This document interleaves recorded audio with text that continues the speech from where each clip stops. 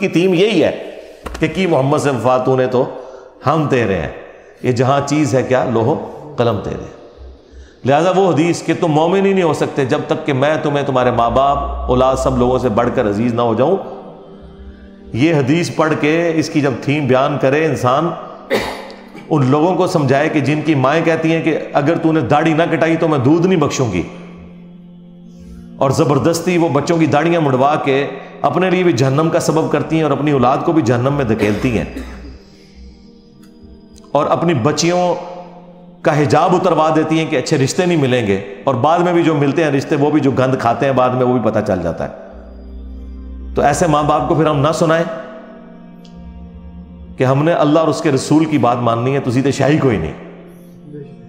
ماں باپ کے ساتھ حسن سلوک کا حکم اللہ نے دیا ہے. اگر ماں باپ اللہ اور اس کے رسول کے باغی ہیں پھر ان معاملات میں ان کی بات نہیں مانی جائے گی.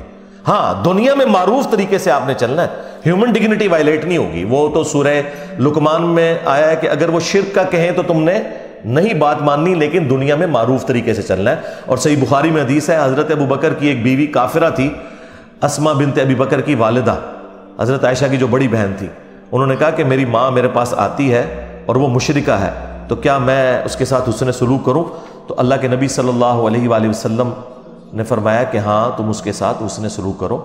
یعنی دنیا میں آپ نے معروف طریقے سے معاملات کو لے کے چلنا ہے، سیدھی سی بات ہے. اس طرح آؤٹ آف کانٹیکسٹ تو آپ جس کی بھی چیز کو کاٹتے رہیں، اس کا تو کوئی اینڈ ہی نہیں ہونا، آپ جو مرضی کرتے جائیں. لیکن آپ نے فرق دیکھا، ہمارے اسٹوڈنٹس یہ حرکت کسی کے ساتھ نہیں کرتے اور ہمارے مخالفین کرتے ہی یہی ہیں، اور اپنا لقمہ اس کے منہ میں داخل کرتے ہیں اور پھر کہتے ہیں جی جوڈیشری سے کیسز کیوں فارغ ہو جاتے ہیں. یار جوڈیشری میں جو لوگ بیٹھے ہوئے ہیں وہ ملوٹے تو نہیں ہیں، تمہارے بزرگوں کے عبادت گزار تو نہیں ہیں. جوڈیشری نے تو اپنے معاملات کو لے کے چلنا ہے، انہوں نے آئین اور قانون کے مطابق معاملے کو دیکھنا یہ بات اس طرح ہے یا نہیں ہے، اس کے بعد انہوں نے فیصلہ سنا دینا. ان کو تو اس سے غرض ہی کوئی نہیں ہے. تو یہ اسی لیے اس طرح کی آؤٹ آف کانٹیکسٹ چیزیں فارغ ہوتی ہیں کہ وہ باتیں ویسے ہوتی نہیں ہیں. اور دوسرا ان چیزوں سے آپ کو یہ پتہ چل گیا کہ ہمارے مخالفین کے پاس نہ اب قرآن بچا ہے نہ سنت بچی ہے کہ وہ پیش کر سکیں ہماری مخالفت میں. پہلے بھی خیر کوئی نہیں تھے پیش کرتے، ابھی بھی کوئی تھوڑا بہت کوئی پڑھن پہ گئے نے، تو وہ دی وجہ صرف یہ ہے کہ میں نے قرآن و سنت بیان کرنا شروع کیا تو اب یہ جمعے کے خطبوں میں تیاری کرتے ہیں اور کوئی نہ کوئی قرآن کی آیت یا حدیث بیان کر کے کوشش کرتے ہیں کہ پبلک کو بتائیں، ریفرنسز دیں نہ دیں ان کی اپنی مرضی. تھوڑا بہت کوئی ابھی علمی شغف بھی آیا تو ابھی آنا شروع ہے، اچھی بات ہے، ہم اسے اپریشیٹ کرتے ہیں، ایسے ہی ہونا چاہیے. تو اس لیے میں جب کسی ٹاپک کے اوپر بات کروں اور وہاں پہ تفصیلی جواب ریکوائرڈ ہو تو میں بتا دوں گا آپ کو کہ بھی فلاں ویڈیو دیکھ لیں. ہر دفعہ تو میں ہر جواب کو رپیٹ نہیں کر سکتا، اس کا تو پھر ہم تو یہاں کئی دن بیٹھے رہیں گے سوالات کے جوابات کے لیے. ورڈک دینا یہ میری ذمہ داری ہے، پرچی پڑھ کے آپ تک بات صحیح طریقے سے پہنچانا. اچھا یہ باتیں میں جان بوجھ کے اس لیے کرتا ہوں کہ میں آج کے دور کا انسان ہوں. ہمارے استاد ڈاکٹر اسرار صاحب رحمہ اللہ تعالیٰ ان کی غلطیوں سے درگزر فرمائے، انہیں نیک کاموں کا اجر عطا فرمائے. یہ میں ڈمی میوزیم والے ڈاکٹر اسرار صاحب کی بات نہیں کر رہا، پیچھے کرو کیمرہ دکھایا کرو نا، تسی شارٹاں بنانے سے لگے ہوئے ہو. تو میں ان کی بات نہیں، اوریجنل والے ڈاکٹر اسرار صاحب کی بات کروں. یہ ہم نے ان کی یاد میں رکھا ہوا ہے انہیں. تو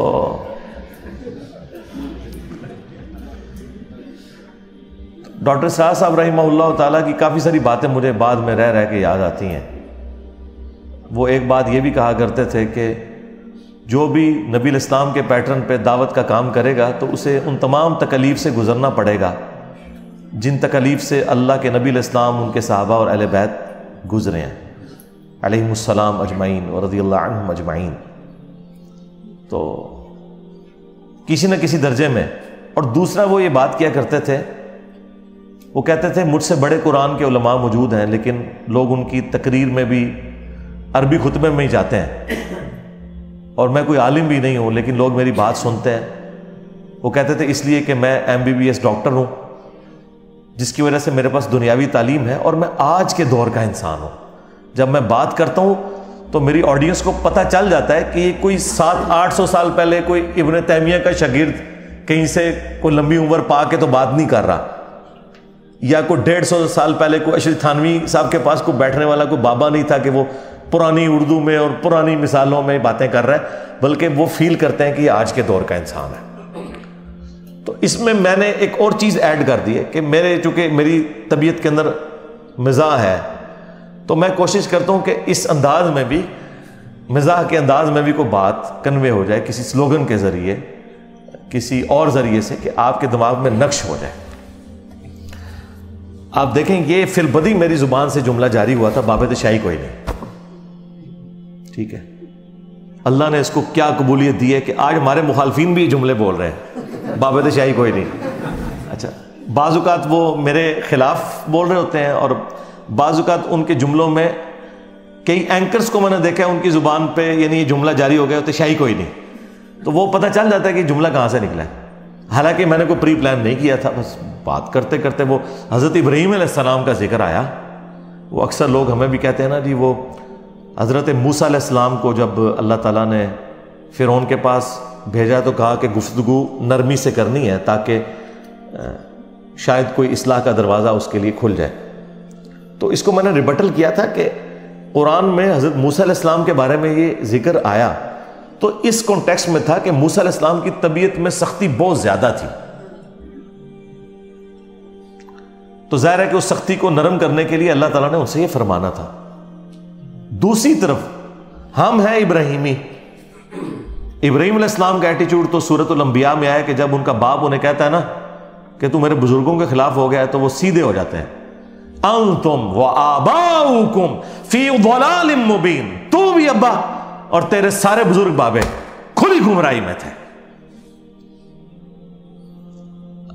اب ہم موسوی بنے یا ابراہیمی بنے، ہم تو دین ابراہیمی کے اوپر ہیں، ٹھیک ہے؟ تو ابراہیم علیہ السلام تو سیدھے ہو گئے۔ اچھا، یہ آیت پڑھتے پڑھتے جب میں نے ترجمہ کیا نا تو میں نے کہا کہ آپ اندازہ کریں کہ حضرت ابراہیم علیہ السلام جب اپنے بزرگ بابوں کے بارے میں اس طریقے سے گفتگو کر رہے ہیں تو تواڈے بابے تو شاہی کوئی نہیں، بس وہ جب یہ جملہ میری زبان میں آیا تو پھر وہ چڑھنا شروع ہو گیا، بابے تو شاہی کوئی نہیں، بابے تو شاہی کوئی نہیں۔ اور ابراہیم علیہ السلام نے بھی یہی کہا، اگر دیکھیں انتم وآباؤکم فی ضلال مبین، تو بھی تیرے سارے بابے بھی گمراہ تھے، تو وہ کیا کہہ رہے تھے؟ بابے تو شاہی کوئی نہیں، بلکہ اس سے اگلا ورژن گمراہ تھے۔ میرا تو پھر بھی سافٹ نہ رہا ہے، ٹھیک ہے؟ پھر ہم نے اس کو کمپلیٹ کیا، میں پھر ہاں یہ جو پہلا جملہ ہے نا یہ میں نے سوچ کے پھر میں نے کہا اس کو میں نے نا سلوگن پورا کرنا ہے شعر کی شکل میں کہ نبی کے جیسا ہے ہی کوئی نہیں، بابے تھے شاہی کوئی نہیں۔ پھر اس کو میں نے مزید ریفائن کیا، میرے نبی سا ہے ہی کوئی نہیں، تیرے بابے تھے شاہی کوئی نہیں، ٹھیک ہے؟ تو اس طریقے سے یہ حادثاتی طور پہ ایسے معاملات ہوئے ہیں سارے کے ساتھ۔